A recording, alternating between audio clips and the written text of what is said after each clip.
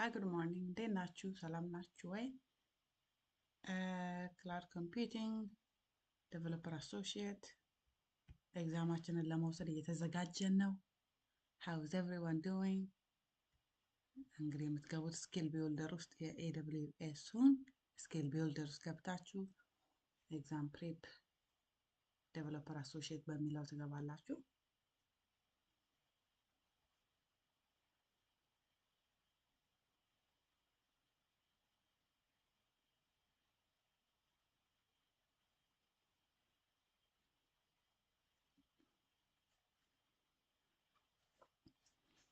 Alright, let me know on live የምትሆኑበትን so we can have live Q&A as well over coffee, popcorn እየበላን እየጠጣን የምናወራበትን ደግሞ live የምትሆኑበትን ሰዓት let me know so we can kind of answer some question, beginner friendly question and answer.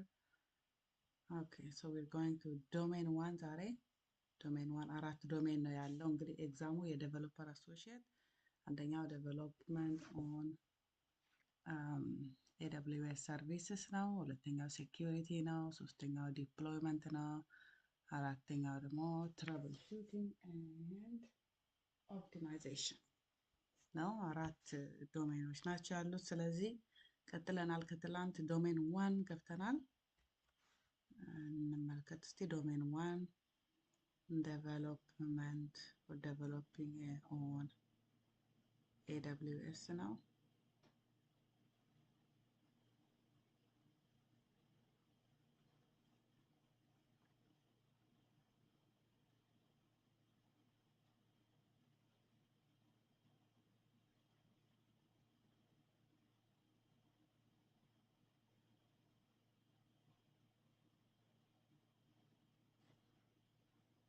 Domain 1 review.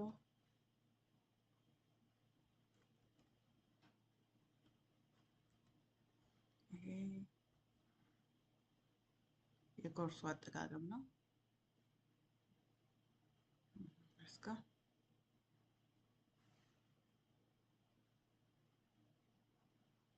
We're starting off with Domain 1, covering development.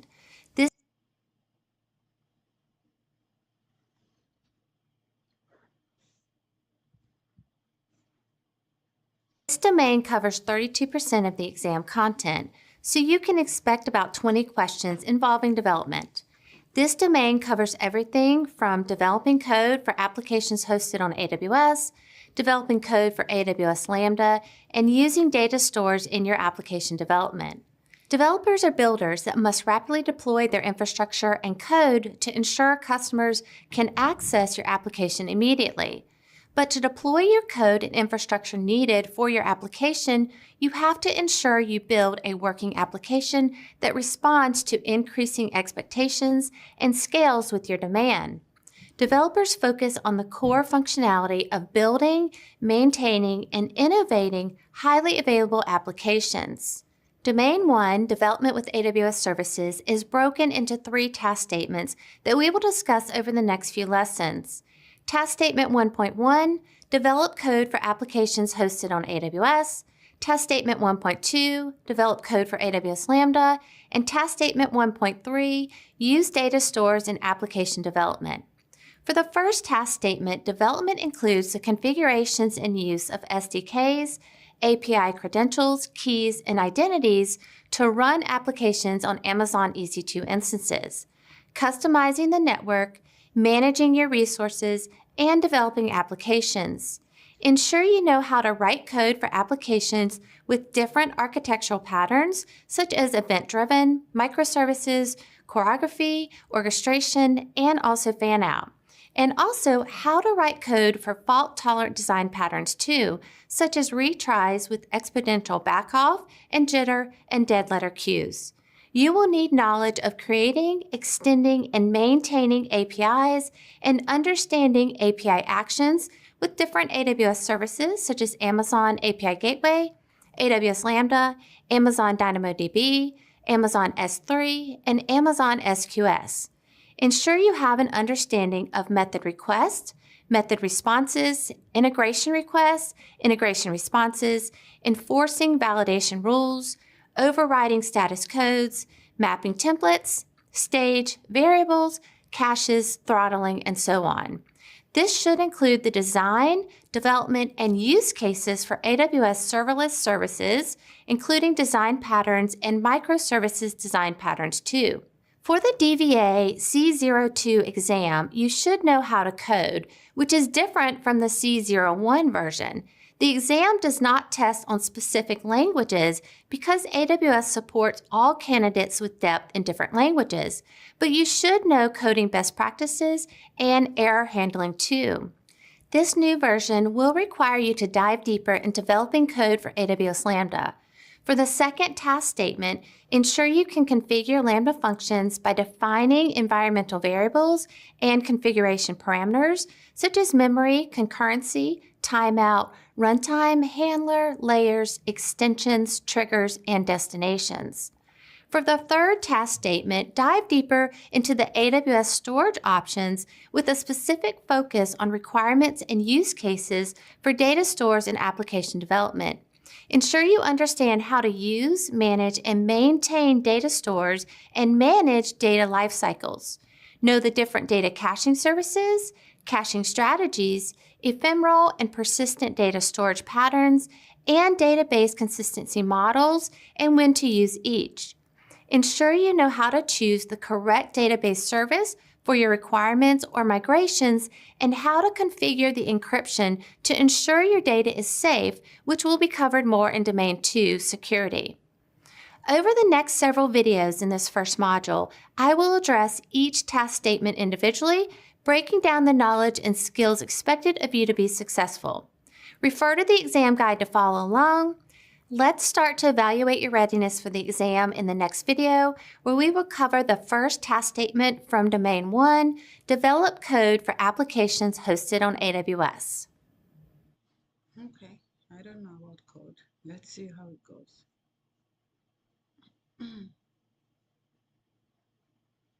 Well, can't say I don't know.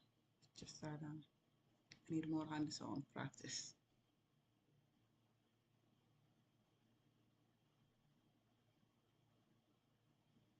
Let's begin with the first task statement from Domain 1, develop code for applications hosted in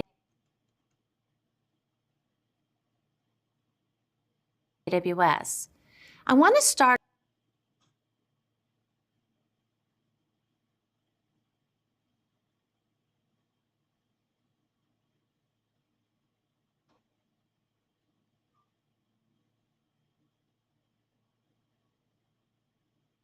off with recommending a deep dive into the AWS well-architected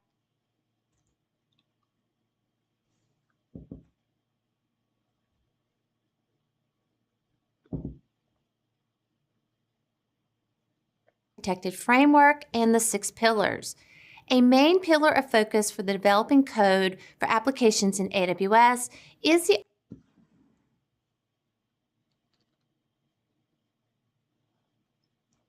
operational excellence pillar. You need to understand how to support development and run workloads effectively, gain insights into their operations, and to continuously improve supporting processes and procedures to deliver business value. For example, in AWS, you can apply the same discipline that you use for your application code to the entire environment,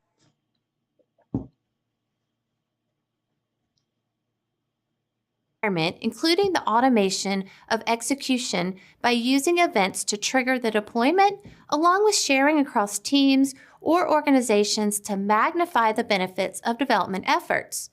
Application development on AWS gives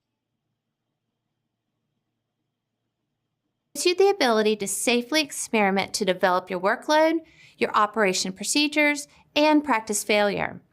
Dive deeper into AWS CloudFormation and the AWS Serverless Application Model. Let's move on and talk about design patterns. What architectural patterns do you write code for? First, you have to understand the workload and the expected behaviors. Then you can design and build the applications along with insights for added visibility to the state and procedures to support. Here are a few questions to consider. How will your application be accessed? What are the usage patterns? Do you need to manage any hardware? What are your development and deployment patterns? How does your application work? And do you know how to develop, design, and implement code for an event-driven architecture? Event-driven designs help to decouple your services, and for this exam, you need to know the difference between tightly coupled and loosely coupled components. Event-driven designs promote the use of microservices, and most AWS services generate events, and many of the services can act as an event source, for example, AWS Lambda. We will dive deeper into developing code for Lambda in our next lesson, but back to event-driven designs for your code. This can help to add scalable, resilient, agile, and cost-effective solutions. You can take this further and use AWS serverless services such as Amazon SQS, SNS, EventBridge to code and build event-driven applications. But there are trade-offs to consider too. Unlike monolithic applications that process everything within the same memory on a single device, event-driven applications communicate across networks.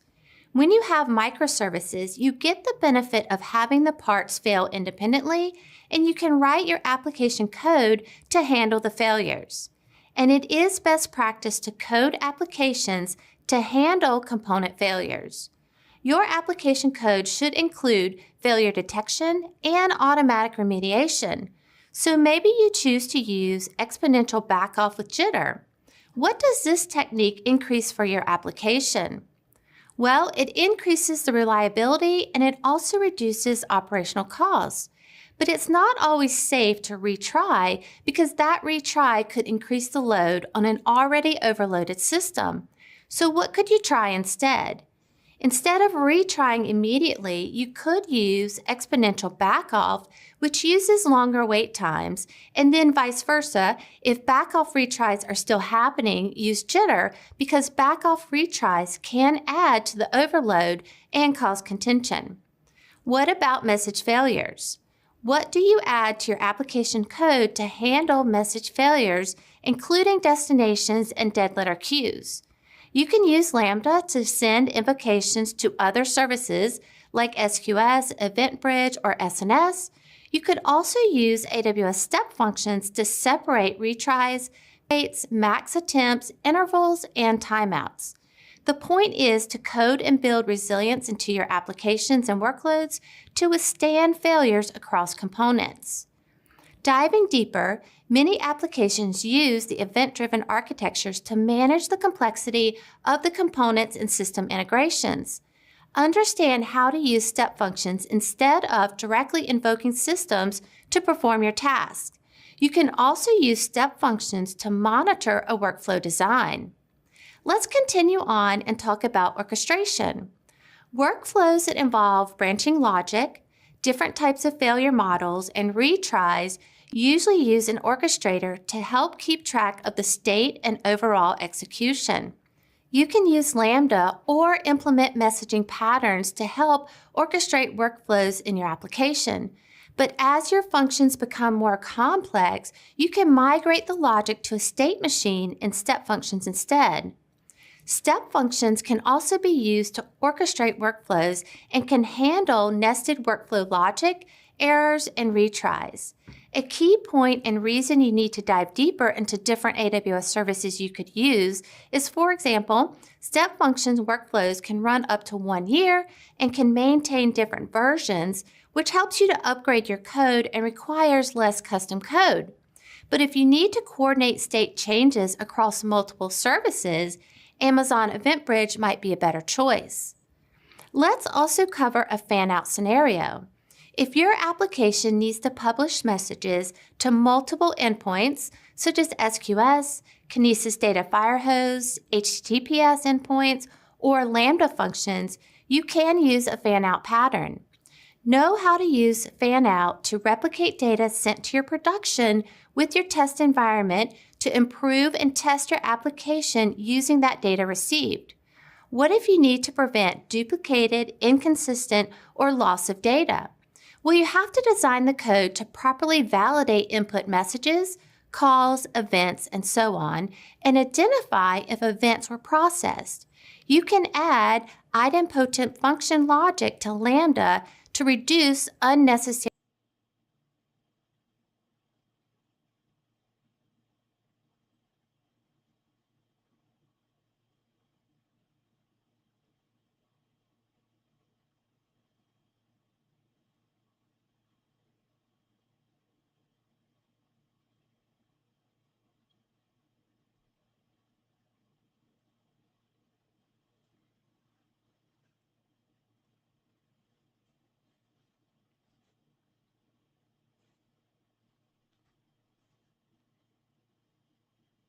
API calls, code processing time, data inconsistency,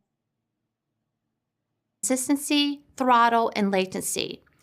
Know how to ensure the original API request completes successfully and that subsequent retries will have no additional effect. Also dive deep and understand the differences between synchronous and asynchronous patterns and understand that replication for AWS services. Since applications generate messages in the forms of calls to functions, services, and APIs, the communication can affect the performance, resources, and execution of tasks for the application. Here are a few questions to consider. What type of workflows can you use in step functions? Asynchronous workflows or synchronous workflows? It's actually both. What if you use a REST API? Well, they are usually designed with synchronous communications where the response is required. What if a service crashes while synchronous processing is happening? Well, that information is usually lost, but you can add code to your design to explicitly persist an incoming message after receiving it. What could you use for this? Well, one solution is SQS because SQS messages can be retained. What about stateless and stateful designs? Both store state from client requests on the server and use that state to process other requests. Both use the database as a backend and the session is stored on the server. But stateful applications do not make a call to the database on that second request, which increases performance. Know how each scales. What about stateless and stateful applications using containers? Usually containers are stateless and add scalability and high availability because container orchestration and load balancing can add instances as demand increases. For the exam, understand the scalability requirements and the requirements for the application for scenario questions and be able to choose the best design. For example, if you are building a new Docker application using ECS, and you need to allow containers to access ports on the host container instance to send and receive traffic using port mapping, which component of ECS should you configure to implement this task? The container agent, the container instance, the task definition, or the agent? For this exam, you will need depth into the AWS services to answer questions like this. Port mappings are part of the container definition and are configured in the task definition. Let's dive into more AWS specifics. You can code and control your infrastructure whether you're developing your application in AWS or orchestrating resources for your application in AWS. Dive deeper into the AWS SDKs. Understand how using SDKs to integrate applications with AWS APIs reduces the complexity of authentication, retries, error handling, and more. Also ensure you are familiar with the code examples provided by the SDK or the service, and understand how to write code that interacts with AWS services by using APIs and AWS SDKs. What AWS service could you use for developing and building serverless applications along with the toolkits we just mentioned? How about the AWS serverless application model? But I would also dive deeper into microservices design patterns using Amazon ECS, Lambda, Cognito, API Gateway, CloudFront, Amazon DynamoDB, and S3. Let's say you're a developer and your organization is migrating to AWS. As part of the migration, you have been tasked to build a new serverless architecture that will share memory and timeouts between the resources, such as Lambda, API Gateway, and DynamoDB, and also deploy all resources in a single versioned application. Which AWS service would you use? CloudFormation, OpsWorks, Elastic Beanstalk, or the serverless application model? CloudFormation would work, but SAM simplifies the deployment and provides a simplified way of defining the API Gateway's APIs, the Lambda functions, and DynamoDB tables needed by your serverless application. What service can help you create, publish, extend, maintain, and monitor your APIs? Ensure you have the depth needed for API Gateway. It features heavily throughout this exam. For example, know how to override status codes, enforce validation rules, and response transformations. Ensure you know and understand method requests and responses, integration requests and responses, mapping templates, stages and stage variables, caches, and throttling for API Gateway, and also understand usage plans and API keys. What if you designed an online school application to use API Gateway with a non-proxy Lambda integration, and you now have to expose a GET method on a new course resource to invoke the Lambda function, which would allow users to grab a list of online courses, but the user must include a query string parameter in the request to get the data in online courses? Do you configure a method request or method response of the resource? You would need to configure the method request, and it would need the required query parameter to process. How would you handle data streaming with your application code or design? In AWS, you can use managed streaming data services like Kinesis or deploy and manage your own streaming data on Amazon EC2. Ensure you understand the challenges of adding streaming data to your application, such as the requirement for layers for storage and processing, and you have to plan for scalability, data durability, and fault tolerance in both layers. AWS also provides other platforms with the needed infrastructure to build streaming data applications: Amazon Kinesis Data Streams, Amazon Kinesis Data Firehose, Amazon Managed Streaming for Apache Kafka, Apache Flume, Apache Spark Streaming, and Apache Storm. There is a lot to the development phase. You need to write your code, know which development tools to use a source code repository, add storage for your application data, and integrate other tools and services. As your development grows, you may need more tools, services, capacity, and so on. What if you want to quickly set up a development project on AWS? Could you use AWS CodeStar? Yes, you could. Let's move on to the build of your development. This too requires a lot: compilation, resource generation, packaging, storing the build artifacts, and for larger applications, there are additional dependencies. And we'll talk more about code build under the deployment domain, but dive deeper into code build also for this task statement. Next, ensure you understand writing and running unit tests in your development environment. What services could we use for testing? Dive deeper into AWS SAM, Code Pipeline, and CloudFormation, and dive deeper into automating your test environments. This exam requires depth in developing and integrating AWS services, features, tools, and using the CLI. Here's a question to consider. What if your application is gaining popularity and you now need to ensure syncing of the user profile data across devices to improve your user experience? Would you integrate AWS Amplify, Cognito Identity Pools, Cognito User Pools, or Cognito Sync? Cognito Sync is a client library that cross-syncs devices of application user data, and this adds less complexity because you can use it to synchronize user profile data across multiple devices and the internet without requiring your own backend. How about this one? I'll give you a hint, we talked about this earlier. For your application, you have recently noticed errors and that the read and the writes to your DynamoDB table are being throttled. As an excellent developer, you start troubleshooting and check CloudWatch. However, the consumed capacity units have not exceeded your provisioned capacity units. You continue to investigate and find that the issue is from a hot partition in your DynamoDB table.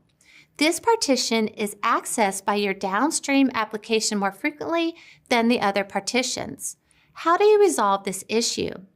Increase your read and write capacity for your table, implement sharding to distribute workloads more evenly, use DynamoDB Accelerator or DAX, implement error retries and exponential backoff, or refactor your application to distribute your read and write operations evenly across the table.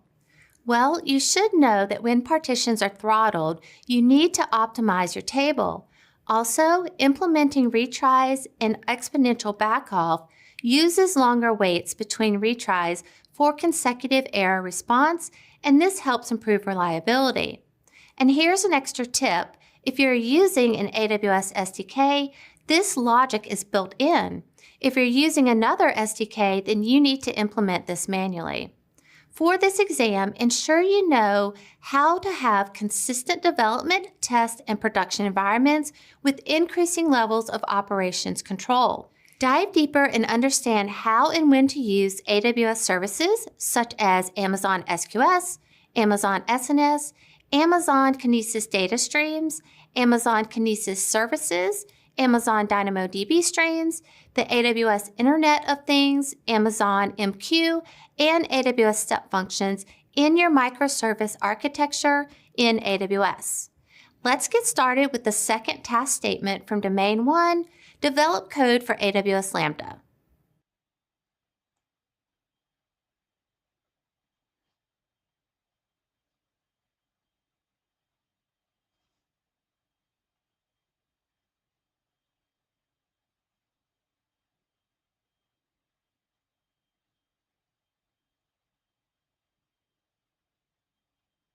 Let's get started with the second task statement, develop code for AWS Lambda. In the previous lesson, we talked about developing with Lambda, but in this lesson, we will dive deeper. For Lambda, there are two key design principles under the AWS well-architected frameworks, operational excellence, and reliability pillars that stand out to me. One is to perform operations as code, and the other is to scale horizontally to increase aggregate workload availability. Lambda is a great serverless compute service to run your application code. When you create your Lambda function, you write code to do something. When Lambda is invoked, it is in an execution environment that has a runtime that matches the language of your function code. The execute environment also manages the resources required to run your function and provides lifecycle support for your function's runtime and any external extensions. When you create your Lambda function, you specify the configuration information such as memory, execution times, and so on. Dive deeper into the lifecycle of your execution environment. Understand the triggers for invoking your functions and ways to invoke, such as lifecycle events, external requests, AWS services, scheduled and manual to, which are either sync, async, or polling. Lambda functions and define environment variables and parameters for memory, concurrency, timeout, runtime, handler, layers, extensions, triggers, and destinations. Do you know what to use to prevent a function from using too much reserved concurrency?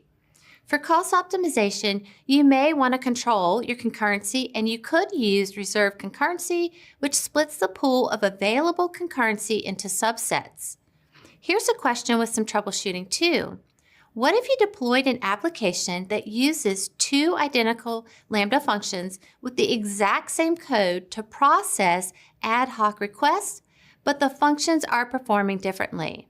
Luckily, you configured CloudWatch to track your metrics, and you're able to see that the first Lambda function is processing requests as expected, but the second function is taking longer to process the requests. What could you implement to solve this issue? Well, First, we need to know the unit of scale for lambda, which is concurrent execution. So you could set the concurrency execution limit of both functions to a higher number, or decrease the concurrency execution limit of the first function that is performing as expected. For this exam, you also need to understand how Lambda functions process records in data streams. For Lambda functions that process Kinesis or DynamoDB streams, the number of shards is the unit of concurrency. If your stream has 100 active shards, there will be at most 100 Lambda function invocations running concurrently. This is because Lambda processes each shard's events in sequence. What if you need to use the same Lambda function for multiple stages in your API, but that function needs to read data from different DynamoDB tables depending on which stage is being called? What solution would you implement? Do you create environment variables in your function or use stage variables? The correct answer is stage variables, which you can define as configuration attributes in the deployment stage of your REST API. Creating an environment variable in your function would not be enough. You would need to integrate your Lambda function with API Gateway using a stage variable and also add the proper mapping configuration too. What if you need to process items from a stream or a queue? What would you configure? I would choose Event Source Mapping, which is a Lambda resource that reads items from an SQS queue, Kinesis stream, or DynamoDB stream and sends items to your function in batches. An Event Source Mapping can handle retries from errors or being throttled. Speaking of handling errors, what can you use to help with errors by using code in Lambda? When you invoke a function, two types of errors can occur: invocation errors and function errors. Depending on the type of error, the type of invocation, and the client or service that invokes a function, the retry behavior and the strategy for managing errors varies. What are some common invocation errors for Lambda functions? Well, there is request, caller, and account. What about common function errors? Those are function and runtime. Part of your design and development with Lambda must include a strategy for handling errors. You could retry, send the event to a queue for debugging, or ignore the error. If you use a retry strategy, you need to ensure your code can handle the same event multiple times without causing duplicates or issues. Ensure you understand the retry behavior of the invoker for functions invoked indirectly. For asynchronous invocation, Lambda handles retries and can send invocation records to a destination such as SQS, SNS, Lambda, or EventBridge. Know how to configure this and the needed permissions too. With Lambda, you can configure separate destinations for successful invocations and events that fail processing. You can also configure a dead letter queue to add more control over message handling for all asynchronous invocations, including S3, SNS, IoT, and so on. How many times will Lambda retry a function error? The answer is twice, and if the function doesn't have enough capacity to handle all incoming requests, events might wait in the queue for hours or days to be sent to that function. Again, you can configure a dead letter queue on the function to capture events that weren't successfully processed. We talked about event source mapping earlier, but for event source mappings that read from a queue, you can configure the length of time between retries and destinations for failed events by configuring the visibility timeout and redrive policy on the source queue. AWS services can also invoke a function synchronously or asynchronously. When you invoke a function synchronously, Lambda runs the function and waits for a response. When the function completes, Lambda returns the response from the function's code with additional data such as the version of the function that was invoked. To invoke a function synchronously with the AWS CLI, what command do you use? The invoke command. Several AWS services, such as Amazon S3 and SNS, invoke functions asynchronously to process events. When you invoke a function asynchronously, you don't wait for a response from the function code. You hand off the event to Lambda, and Lambda handles the rest. You can configure how Lambda handles errors, and you can send invocation records to a downstream resource to chain together components of your application. To help with errors in Lambda applications, what AWS service can you integrate? I always recommend using a combination of logs, metrics, alarms, and tracing to quickly detect and identify issues in your function code, API, or other resources that support your application, such as CloudWatch or AWS X-Ray. We mentioned a few minutes ago configuring permissions. Ensure you know how to access private resources in VPCs from your Lambda code. First, to access the private resources in your VPC, what does Lambda assign your function to for each subnet in your function's VPC configuration? It is an Elastic Network interface with a security group. And just a tip, multiple functions can share the Elastic Network interface, but only if that function shares the same subnet and security group in your VPC. Lambda automatically uses your function's permission to create and manage the Elastic Network interface too. You can also use Lambda-specific condition keys for VPC settings to provide additional permission controls for your Lambda functions. Diving deeper, do you know what the condition keys are in the IAM policies? Lambda VPC IDs, Lambda subnet IDs, and Lambda security group IDs. AWS has tutorials for this, so take some time to get some hands-on and dive deeper. It is always best practice to test your Lambda functions. Ensure you know how to write and run test code by using AWS services and tools. What about unit testing? Let's say you have a number of functions that provide a larger part of your application's behavior. You can use a unit test to call an entry point function that invokes others and test those functions together as a single unit. You can also use integration testing to test how services interact with each other. When you test a Lambda function, you are testing your logic, payload, and invocation. It should also include end-to-end testing. And as your application scales, use automated tests to gain feedback on the current state of your application. And do not forget to study on automating tests in your build pipeline. Let's wrap up this lesson and talk about tuning your Lambda functions for optimal performance. Lambda manages scaling automatically and is already high-performing with the parallelization and concurrency. But we can also optimize our individual Lambda functions to reduce latency and increase the throughput. Let's dive deeper into a few ways to add more optimization and start with latency. When the Lambda service receives a request to run a function via the Lambda API, the service first prepares an execution environment. During this step, the service downloads the code for the function, which is stored in an internal S3 bucket or in Amazon ECR if the function uses container packaging. It then creates an environment with the memory, runtime, and configuration specified. Once complete, Lambda runs any initialization code outside of the event handler before finally running the handler code. As far as cost, you are not charged for this cold start, but it does add latency to the overall invocation duration. After this execution is completed, the execution environment is frozen to ensure better resource management and performance.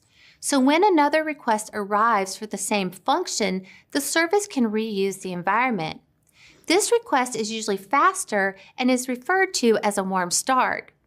Cold starts are usually more common in development and test functions.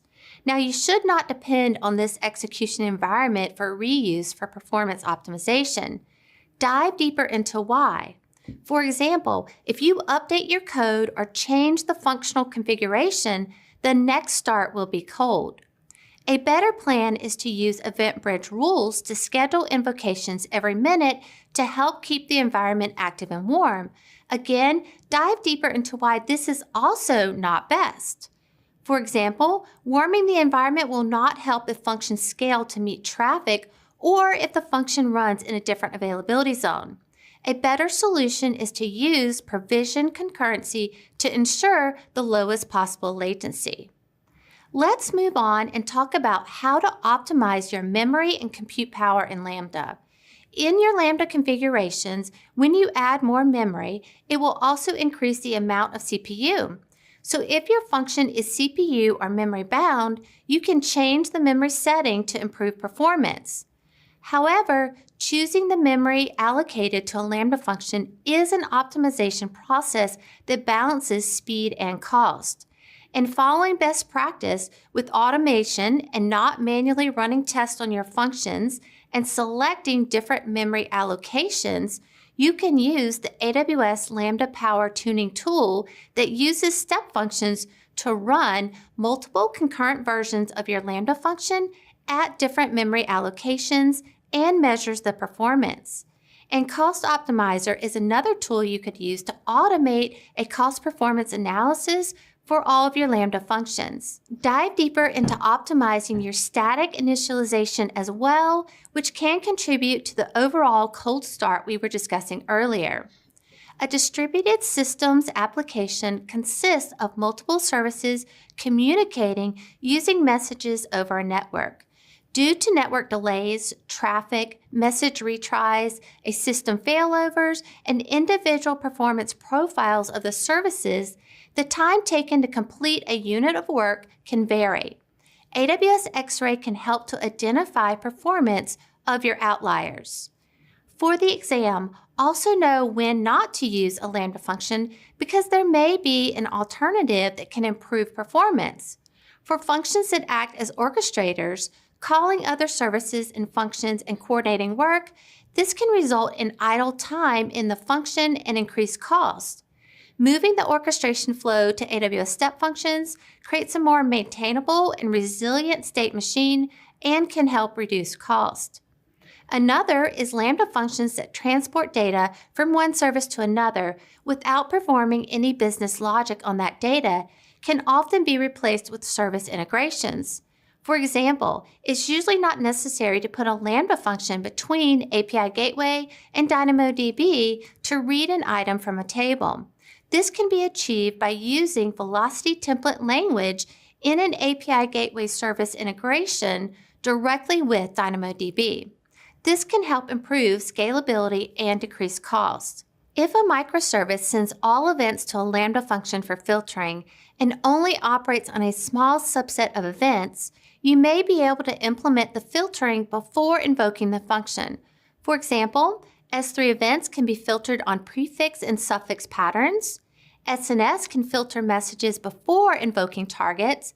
And with Amazon Event Bridge, you can use content filtering logic within the rules to be highly selective in which events trigger your functions. Using filters can reduce cost and improve efficiency because you're only invoking Lambda functions for events that your application cares about. Dive deeper into Lambda and serverless to understand how to use execution context for reuse, how to use environment variables, how to handle dependencies in the function code, how to reduce your deployment package for the runtime, how and why to improve memory for your Lambda functions, Lambda execution timeout, how to monitor logs of Lambda, and so on. Let's get started with the third task statement from Domain 1, use data stores in application development.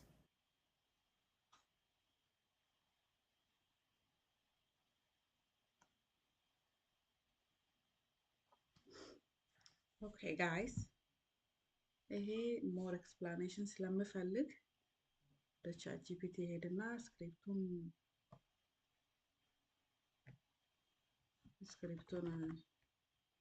ኮፒ ፔስት አደርጋለሁ ማለት ነው። ይሄንን በቀላል አማርኛ አስረጅኝ እላታለሁ አጭሬዋን።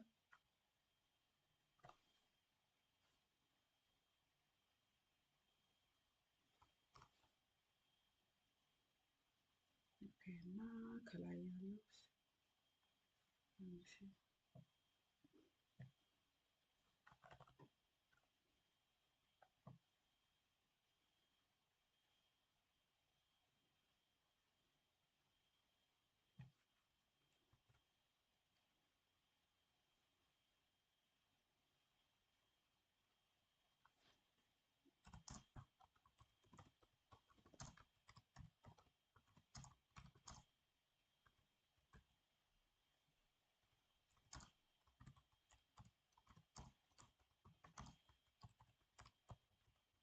እኔም በሚገባኝ መንገድ አስተምረኝ ማለት ይቻላል። ቻትጂፒቲ ላይ አንዳንድ የማይገቡን ነገሮች በሚገባኝ መንገድ አስተምሩኝ። የኤአይ ጥቅሙ ይሄ ነው። እስቲ እንግዲህ ይህንን ጨርስና ዳታ ስቶር እና አፕሊኬሽን ዴቨሎፕመንት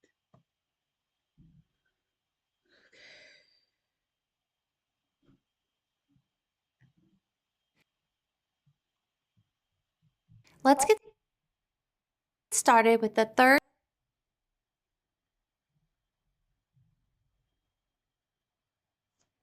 task statement. Use data stores and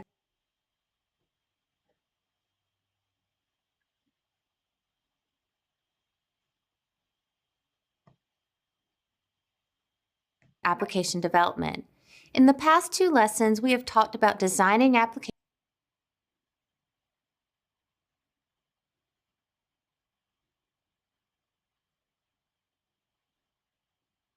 with microservices. Part of that design and development is a data strategy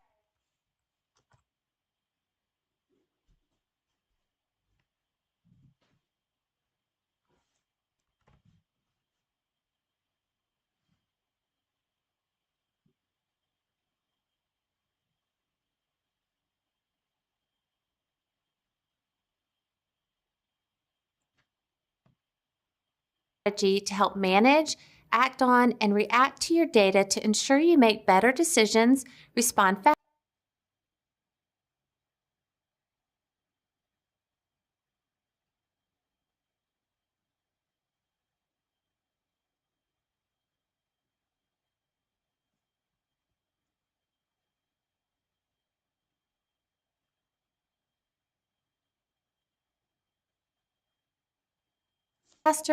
and to transform your data into insights.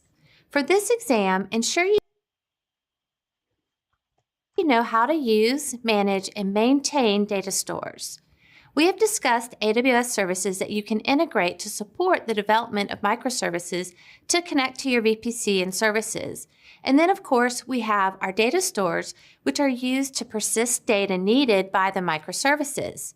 Dive deeper into available data stores in AWS, such as RDS, Aurora, DynamoDB, S3, EFS, EBS, and more. Ensure you know which AWS storage to use for specific data. For example, if you need a file server, block storage, or object storage. And understand which database consistency model you need for your application or different scenarios and use cases. Let's say that you're planning to add a global secondary index to your DynamoDB table to allow the application to query a specific index across all the data in the base table and all the partitions too. To create a table with one or more global secondary indexes, what would you use? You would use the create table operation with the global secondary indexes parameter. You will need to know specifics like this. Global secondary indexes inherit the read-write capacity mode from the base table. So as a developer, when you're using a global secondary index, you should consider that queries or scans on the index will consume capacity units from the index, not the base table, and also that queries on the index will support eventual consistency only. What consistency does S3 support? S3 provides strong read-after-write consistency. DynamoDB supports eventually consistent and strongly consistent. What about Aurora and RDS? Ensure you dive deeper. Here's another question to consider. You are updating an application to use Lambda and a DynamoDB table that will be provisioned to have 10 read capacity units, and each item for the table will have a size of 4 kilobytes. How many eventual and strong consistent read requests will your table be able to handle per second? Know how to get the number of strong and eventual consistent read requests that your table can accommodate per second. Remember that 1 WCU equals 1 KB per second. You can write 1 kilobyte of data per second to that table. 1 RCU equals 4 kilobytes per second, and you can read 4 kilobytes of data per second from that table. Step 1. Multiply the value of the provisioned RCU by 4 KB. So 10 RCU times 4 KB equals 40. Step 2. To get the number of strong consistency requests, just divide the result of step 1 by 4 KB. So 40 divided by 4 KB equals 10 strongly consistent read requests. Step 3. To get the number of eventual consistency requests, just divide the result of step 1 by 2 KB. So 40 divided by 2 KB equals 20 eventually consistent read requests. Ensure you also understand the different storage patterns needed for your data. For example, what is an AWS service that uses ephemeral storage? Well, one is Lambda and also EC2. What are design patterns that ephemeral storage works well with? ETL jobs, machine learning, data processing when you download an S3 object in response to an S3 event, graphic processing, and so on. What about persistent storage design patterns, and what AWS services provide persistent storage? EFS, EBS, FSX, RDS, DynamoDB, and so on. And persistent storage is needed for web serving, content management, stateful microservices, machine learning, and more. The optimal storage solution for an application varies based on the kind of access method, patterns of access, required throughput, frequency of access, frequency of update, availability, and durability constraints. Well-architected systems use multiple storage solutions and enable different features to improve performance and use resources efficiently. In a microservices design, each component should have its own data persistent layer. What AWS services can help to manage the data lifecycle? Lifecycle management can use policies to know where to store your data, for how long, who has access, and so on. S3 and EFS have lifecycle policies, and so do other storage options. There is also AWS Data Lifecycle Manager to help automate the retention, creation, and deletion of EBS snapshots. As a developer, what are your goals for data management? Integrity, confidentiality, and availability are top ones for me, as well as ensuring compliance or the safety of your data in a disaster. Is one of your goals to ensure increased data retrieval performance? If so, what would you use? RAM and in-memory engines? Content delivery networks? DNS? Well, in distributed designs, you can develop a dedicated caching layer to run independently from the data store cache and the life cycles. If this is your design, ensure you know the best practices, such as validating the data being cached, TTLs to expire data accordingly, and defining the appropriate recovery time objective and recovery point objective. Dive deeper into caching strategies and understand the advantages and disadvantages along with when to use each, such as lazy loading and write-through. Let's take a step back to your data persistence and serializing and deserializing data to provide persistence to a data store. You will most likely be working with different types of data in your application. What is your design for unifying and loading the data to your persistent data store for analysis to make better data-driven improvements? What ETL tools are available in AWS? Dive deeper into AWS Glue and the AWS Glue Data Catalog, EMR, Lambda, Kinesis, Data Pipeline, and more. For this exam, you must ensure you have enough depth for the basics, but also ensure you can add improvements.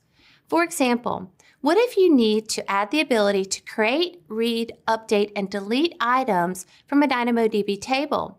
What AWS services could you use to update your application? You could create a serverless API that creates, reads, updates, and deletes items from a DynamoDB table using Lambda and API Gateway. For this design, when you invoke your HTTP API, API Gateway routes the request to your Lambda function. Lambda interacts with the DynamoDB table, and API Gateway returns a response to you. Building on top of that, how do you ensure you choose the right partition key for a schema design in DynamoDB? Make sure you dive deep into the primary keys in DynamoDB and understand why you need a partition key. What are best practices for partition keys in DynamoDB? Use high cardinality attributes, use composite attributes, cache the popular items using DAX, and add random numbers or digits for write-heavy use cases. A randomizing strategy can greatly improve the write throughput along with a sharding approach to read individual items. Dive deeper into partition key strategies and evaluate approaches based on your data ingestion and access pattern to choose the appropriate key with least possible throttling concerns. And also for DynamoDB, know the differences between queries and scans and when to use each. Let's get started with our first walkthrough question.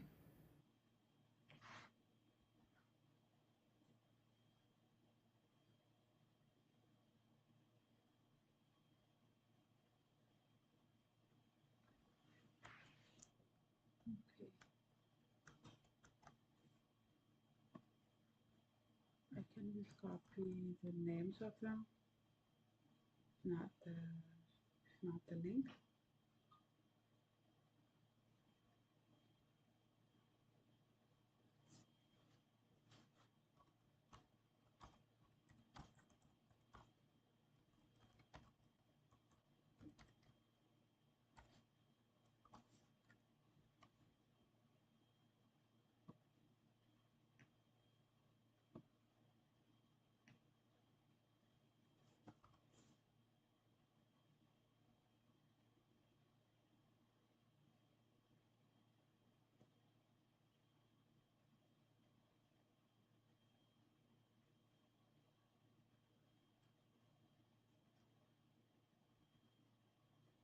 Okay, this part has been finished.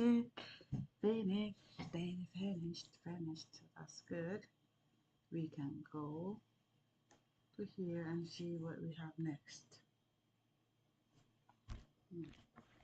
Unable to complete request? Why not?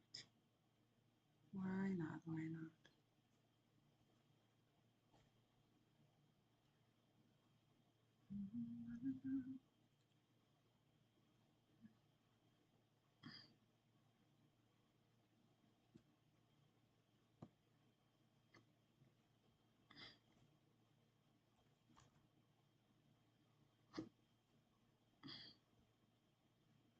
Okay. Oh, logout are going now.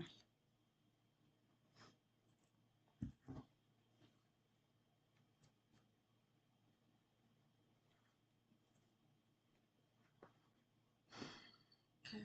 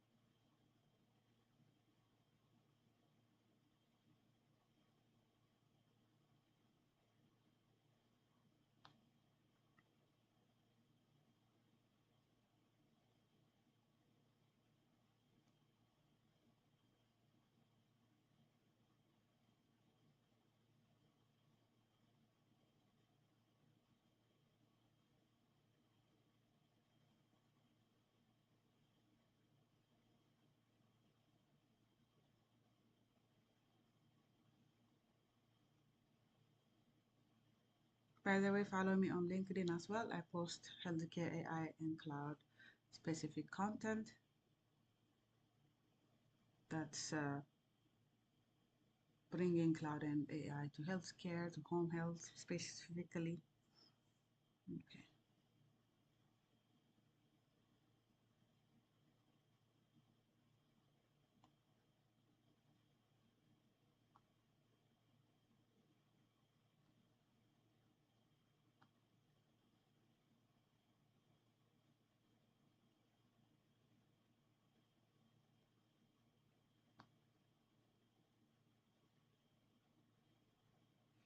Okay, let's go back.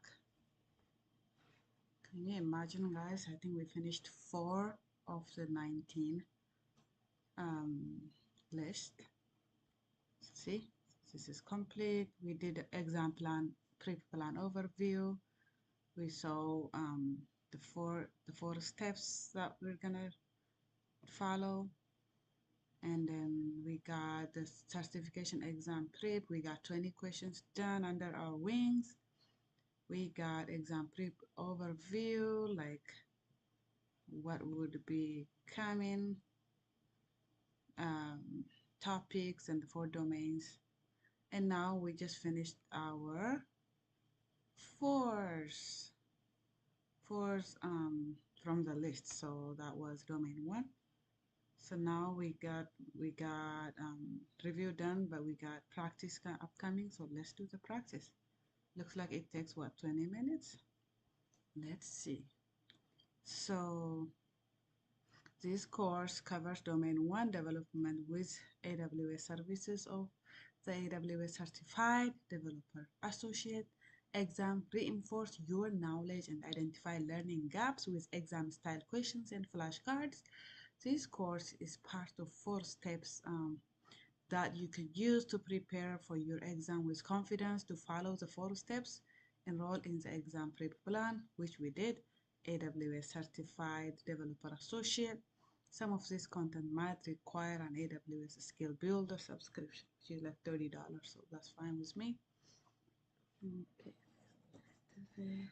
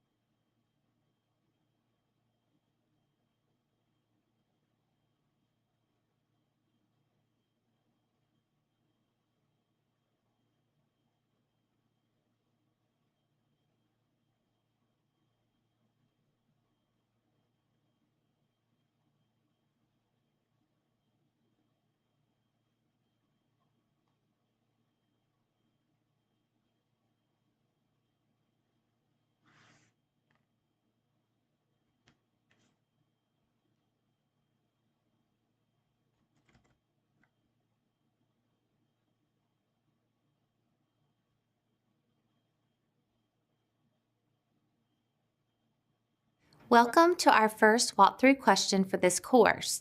These walkthroughs are meant to assist you in a few ways. First, this will be one of the opportunities to see the types of questions that you'll encounter on the actual exam. While these questions aren't pulled directly from the certification exam, they are of similar quality and difficulty and will give you exposure to this style of questioning. Second, I want to show you methods I consider to be helpful when you're working with multiple choice questions. These methods help you focus on what you're looking for and help you identify any distractors you may encounter on the exam. And third, these questions will provide you with additional information. Any questions you feel confident in will reinforce your knowledge in that area, and any questions that reveal gaps in your knowledge will help you identify where to focus in your studies going forward. As I go through each of these questions, I'll generally follow a particular format. I'll start by reading through the question, sometimes called the stem. Then I'll identify key words and phrases in the stem that show you exactly what you're looking for in the responses or answers. After that, I'll go through the responses and give you time to figure out if you can identify the correct response yourself. After you've been given a chance to figure it out yourself, I'll go through the responses and discuss why they are correct or incorrect. Okay, now that I've given you the background information, let's get started with the question, which is from Task Statement 1.1, Develop Code for Applications Hosted on AWS. The STEM reads, An e-commerce application is storing shopping statistics in an Amazon DynamoDB table. Developer is writing a resilient backend service to retrieve the shopping statistics to calculate sums and averages. The statistics need to be calculated in near real time. What should the developer do to meet this requirement? Application is storing shopping statistics in an Amazon DynamoDB table.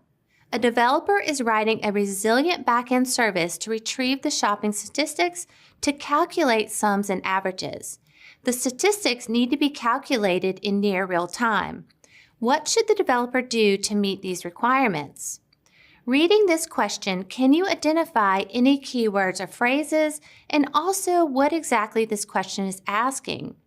A few keywords I see are stats stored in DynamoDB, stats need to be retrieved to calculate sums and averages, and that this calculation needs to be in real time.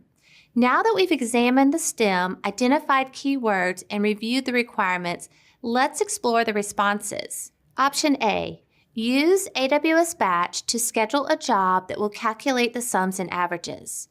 Option B, connect an AWS Lambda function to Amazon DynamoDB streams to calculate the sums and averages.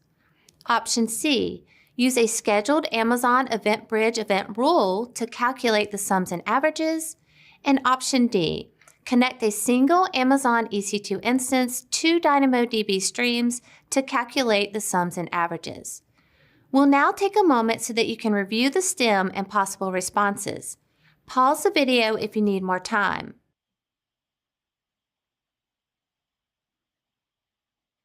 Okay, let's evaluate the options.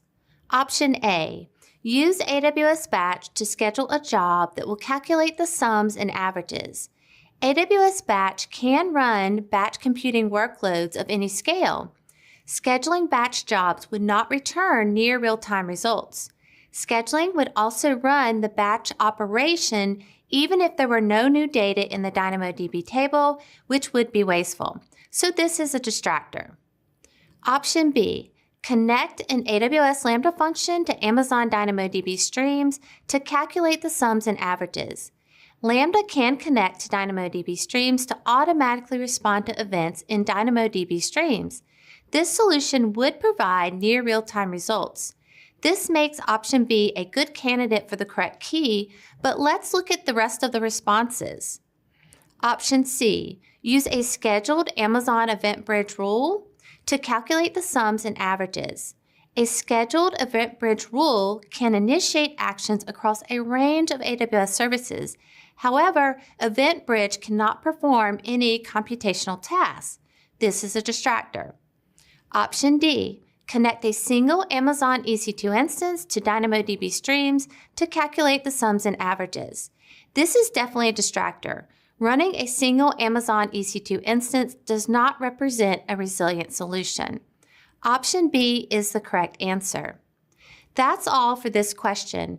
Be sure to take note of any knowledge gaps that you may have identified while exploring this question. Let's get started with our second walkthrough question.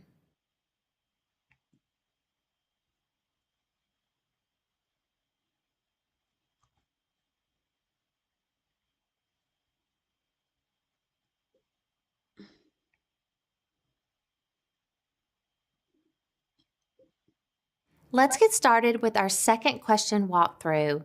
From Task Statement 1.2, Develop Code for Lambda. The STEM reads, a company is migrating the create, read, update, and delete functionality of an existing Java web application to AWS Lambda. Which minimal code refactoring is necessary for the CRUD operations to run in the Lambda function? Reading this question, can you identify any keywords or phrases and exactly what this question is asking?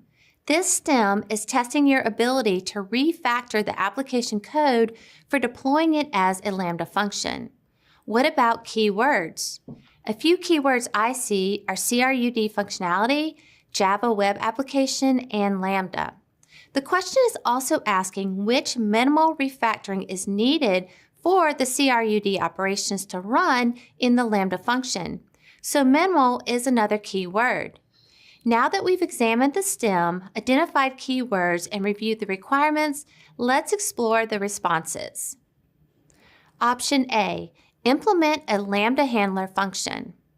Option B, import an AWS X-Ray package. Option C, rewrite the application code in Python.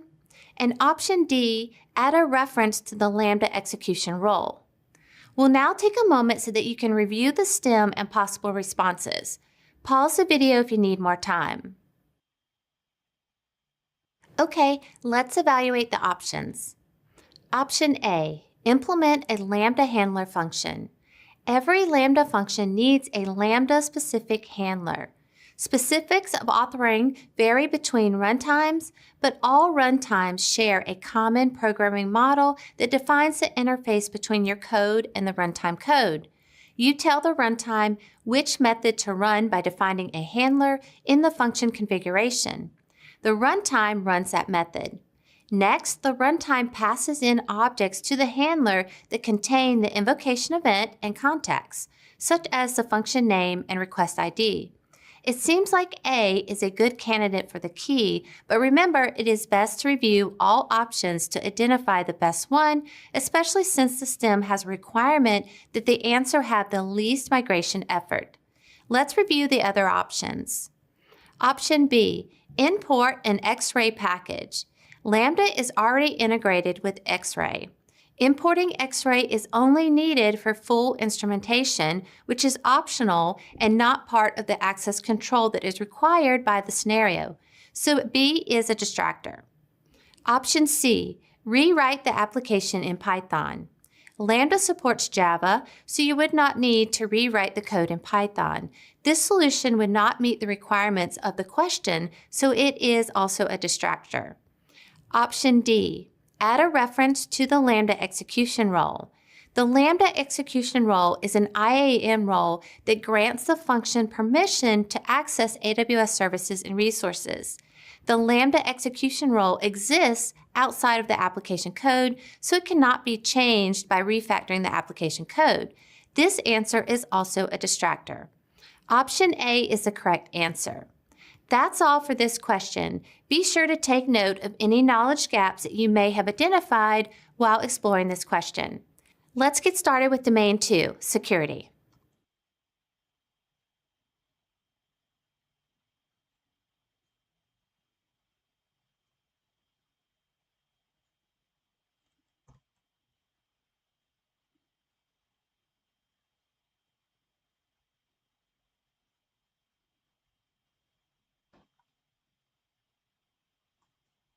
What is AWS Serverless Application Model? SAM. Framework for building serverless applications in AWS. Well, how do you share AWS Cloud Formation templates across multiple AWS accounts? Use Cloud Formation stack sets. Where do you store files for an AWS Lambda function that needs temporary storage during execution? Temp directory. In Amazon Elastic Container Server, Amazon ECS, where are port mappings located and where are they configured? Port mappings are part of the container definition and are configured in the task definition.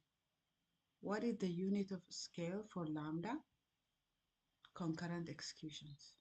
What condition keys would you use to limit the execution of Lambda function to a particular Amazon VPC?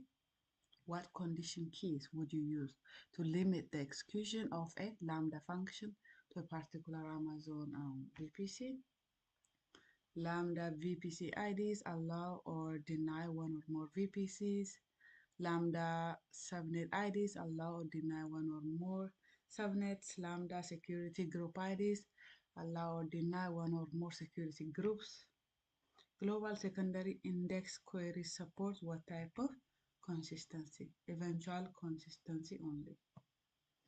Global, okay. What are the best practices for partition keys in Amazon DynamoDB? Use high cardinality attributes, which are attributes that have distinct values for each item. Use composite attributes to combine more than one attribute to form a unique key. Cache the popular items when there is a high volume of read traffic using Amazon DynamoDB Accelerator. Add random numbers or digits from a predetermined range for write-heavy use case. Okay. How do you ensure that your application cannot retrieve a message from an Amazon Simple Queue service, Amazon SQS queue, that is being processed or has already been processed? Increase the visibility timeout value from the change message visibility API and delete the message using delete message API. What API call do you use to give the ability to the application so that it can use an IAM role? What API call do you use to give the ability to the application so it can use IAM role? Assume role API. Okay. Alrighty, we did that. Let's go back. Okay, that's good. View next. Achievement. Okay, let's see. Return to learning plan. Wow, we just did like 5 of the 19. We left with 14, which some of them I already did.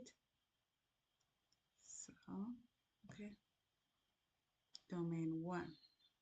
Practice ጨረስን ማለት ነው. So the last from the domain 1 would be Simulearn. We might be able to do that. Let's try. This one was in progress, I think. ባለፈው ጀምሬው ነበር መሰለኝ. This AWS Simulearn aligns with domain 1 of DVA CO2. In this AWS Simulearn assignment, you review a real-world scenario. You help a fictional customer design a solution on AWS. After the design is complete, you build the proposed solution in a guided lab within a live AWS management console environment. You gain hands-on experience working with AWS services using the same tools and technologies that professionals use to construct AWS solutions.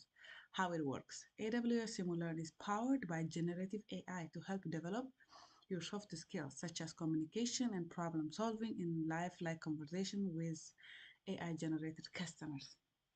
An AI quiz agent evaluates your conversation responses, and an AI helper agent, Dr. Newton, is available when you get stuck. After each solution building conversation, you build and validate the solution in a live console environment. This lab is part of 4 steps that you can use to prepare for your exam with confidence. To follow the 4 steps, enroll in exam prep plan, DVA. The exam prep plan includes exam style questions, videos that review each exam domain and task statement, practice assessment, hands-on labs, flashcards, and more. The plan also includes domain-based training to refresh your AWS knowledge and skills. Some of this content might require an AWS skill builder. Okay, so domain 1 ላይ ያየነው ነገር 3 ነገር ነው። እንደው ዲፕሊ ገባኝ ባልልም 3 ነገር ነው። አንደኛው ዴቨሎፕ ኮድ ፎር አፕስ ሆስትድ ኦን AWS ነው። ይሄ ደግሞ ዌል አርኪቴክቸር ፍሬምወርክ ይፈልጋል። ወደ 6 የሚሆኑ ሪላያቢሊቲ ምንድን ነው የሚባለው ሰስቴናቢሊቲ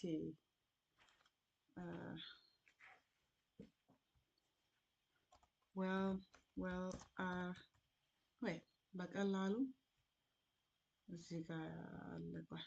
ይህንን ሴንድ ላድርገውና አውት ኦፍ ማይ ዌይ ያ ዌል አርክቴክቸር ፍሬምወርክ እዚህ ጋር አለ መሰለኝ። የለም ቆይ የት ነበር ያለው? ኦኬ አዲስ ልፈልግ። ዌል አርክቴክቸር ፍሬምወርክ AWS ኢሜጅ okay, operational excellence, security, reliability, performance of efficiency, cost optimization, sustainability. I think we can make OSRAP-CS,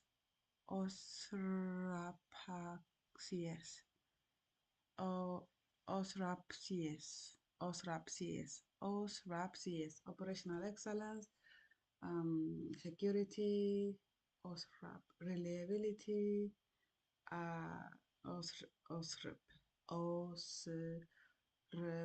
OSRAP-CS, OSR PCS. Oh, that's easy. OSR PCS. Operational excellence, sustainability, reliability, performance efficiency, cost optimization, sustainability. I love this by the way for some reason. እነዚህን ሁሌ ሳያቸው like goal setting goal የሚባሉ ነገሮች ያስደስቱኛል እና ይሄ ዌል አርክቴክትድ ፍሬምወርክም ያስደስተኛል። የትኛውን ኢሜጅ ልጠቀም? ስክሪን ሴቨር ያደርገዋል። ያ ይሄኛውን ልጠቀም። ኦኬ እችኛውን ልጠቀም።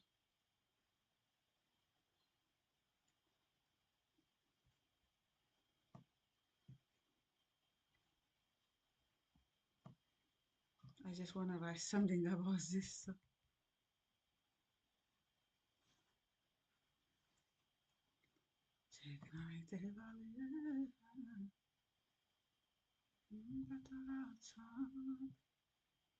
ቆይ ለምን የራሴን ክሬት አላረግም እንትን ላይ? Let me just save this message, save image. Wait. OSR PCS.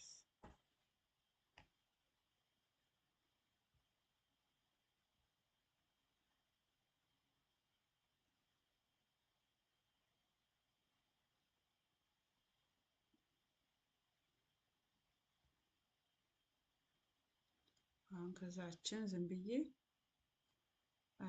ሊንክ ሌላ ሼር አደርጋታለሁ because I like it.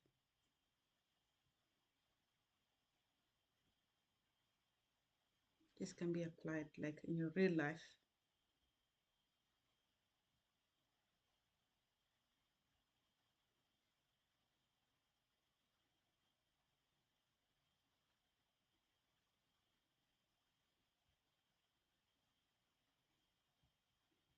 Download.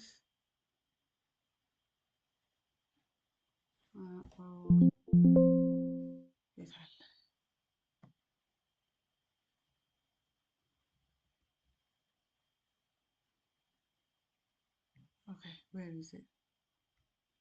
Where is it? Where is it? Have I saved it? Okay, I can save it.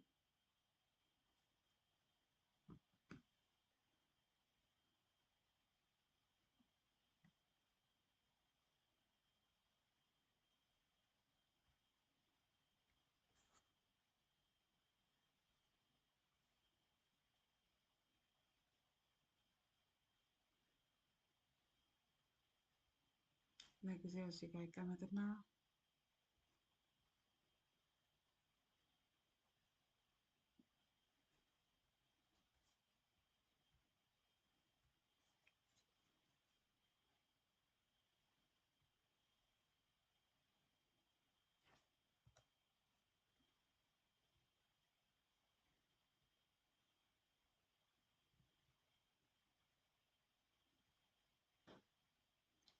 okay, I'm gonna ask ChatGPT to write something for me.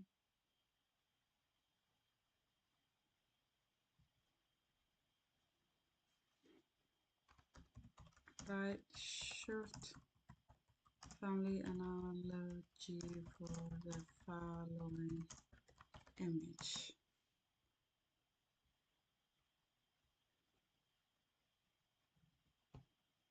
ኦኬ አሁን እንደሚያደርገው ቻት ጂፒቲ ምስሉን ያይና ኦልሬዲ ስለኔ ባለው ኢንፎርሜሽን ስለ ፋሚሊ ስለ ዩኒቲ ስለ አንድ ስለመሆን ስለ በቃ ኤክሰለንስ ኢን ዘ ፋሚሊ ስለምወድ ኦኬ that's good ጻፈልኝ ማለት ነው security is like locking the door your door. Think of your family home. Security is like locking your doors and teaching kids not to open for strangers. Everyone feels safe. Reliability is mom and dad showing up every day, no matter what. Your routines don't fall apart. Performance efficiency is using the right tools at home, like a dishwasher instead of washing plates by hand. Less effort, better results. Operational excellence is having clear chores and schedules. Everyone knows what to do, so the house runs smoothly. Cost optimization is buying what you need in bulk and avoiding waste, spending smart, not more. Sustainability is turning off lights, conserving water, and teaching the kids to care for the planet, so the home stays healthy for years.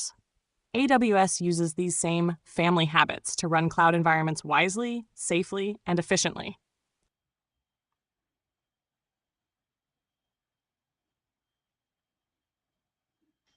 Okay. Make new image based on the family analogy and the rational the well work image.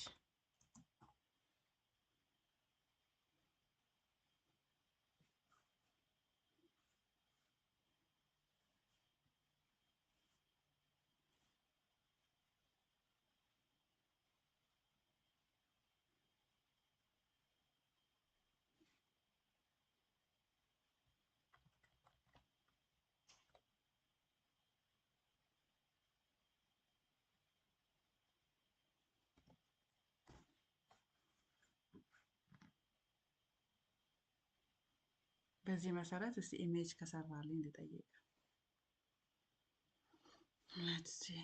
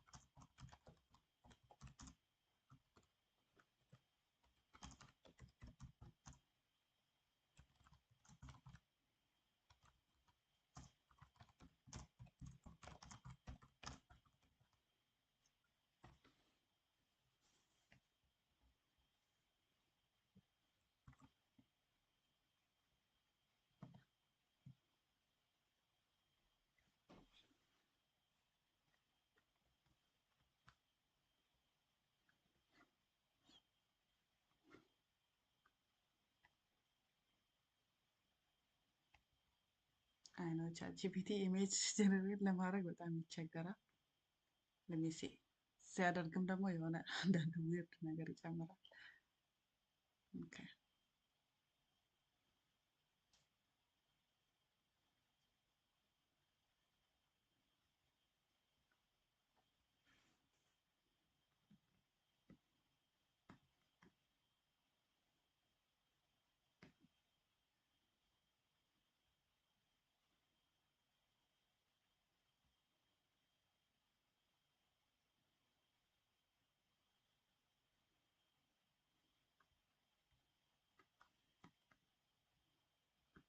ደህና ነው እንሰራለን doesn't hurt it's not too bad so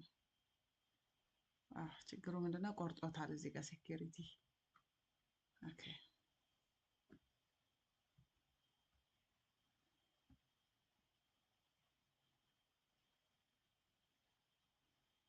2. I'm gonna do 2.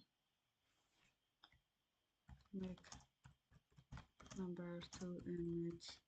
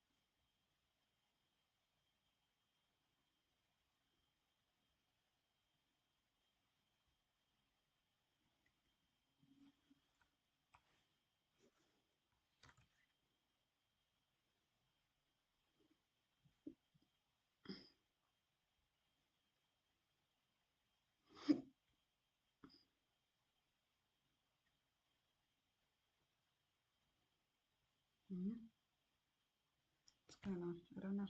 I don't know what's going on. Okay, okay. Just do this.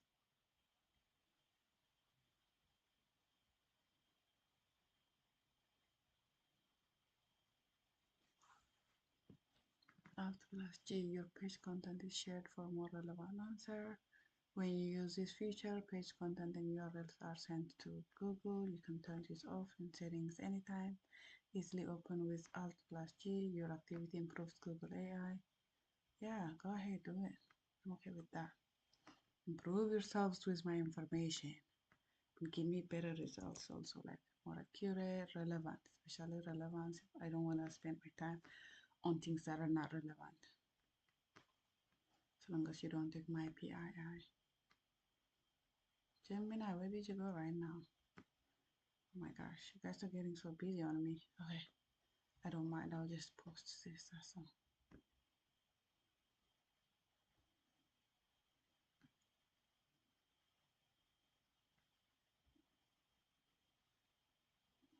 Okay, so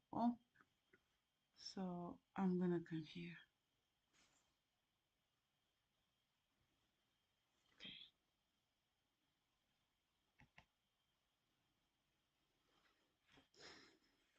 Tomorrow we're gonna do the. Oh no, come on. What happened? Come on, what happened? Oh wait, agent. Agent, I don't need agent help for this. I was supposed to just use regular ChatGPT. Agent, una masali busy ragazza. Wow, this is so big. What happened? Okay, just gonna post it. You know what? I'll just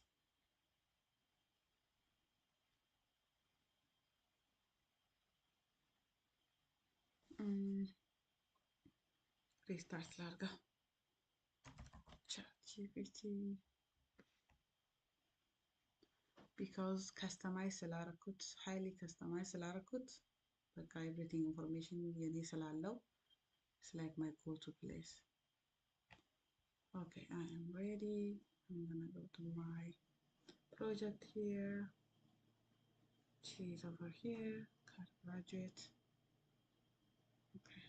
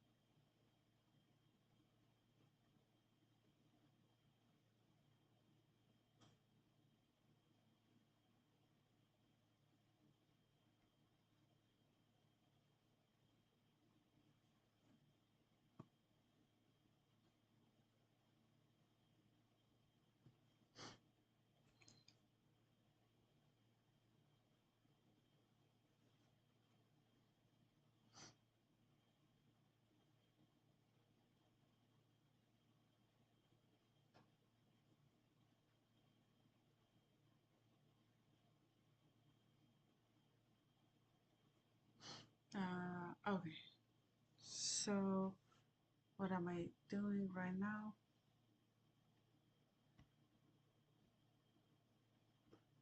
I'm just eliminating my tabs out of my life. I can keep that on. Okay, هنا Simulearn ነገ እንሰራለን። ይሄ development on AWS services. That's very important, I believe. So, very important. ይሄኛውን ፓርት ማስተር ካረግን ወደ ሌላኛው ፓርት መሄድ እንችላለን። ኦልሬዲ በደንብ ሰርቪሶችን ካወቅን ማለት ነው። ምንድነው አንድ ቅር የሚለኝ ፓርት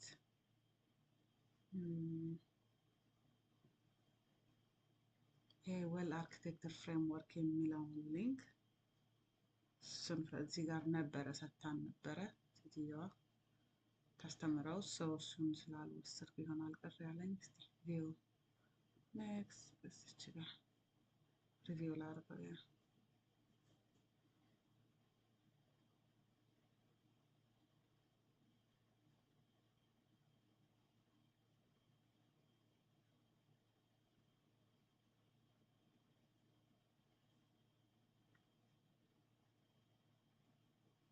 ኦኬ ይሄ ነው ወይስ የትኛው ነው?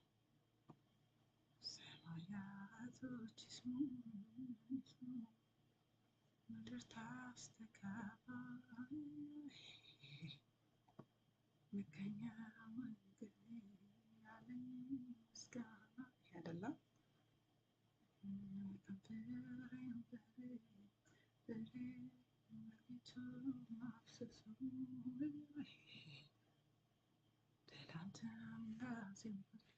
ተስፋዬ ባንተው ነው ባንተ የታሰበ የተረዳ ሰው ጌታ እንደኔ ማነው?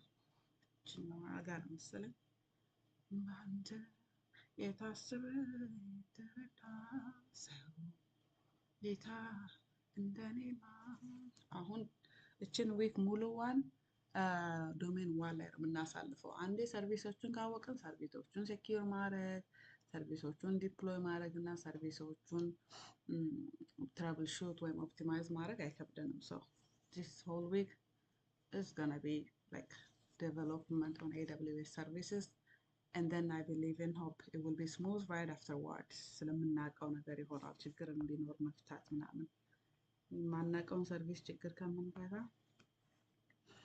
okay. So I gotta go right now. Just need to check one thing.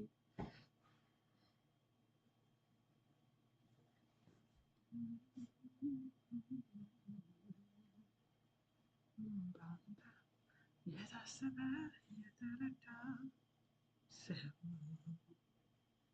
ጌታ እንደኔ ማነው?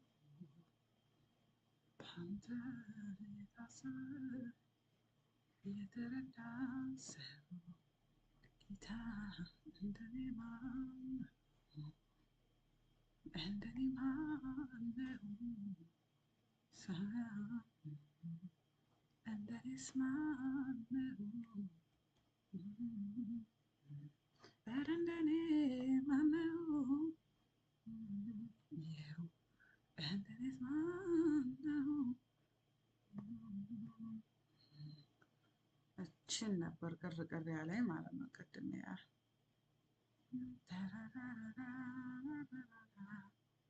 እችን ምንድነው የማደርገው እኔ እህታችሁ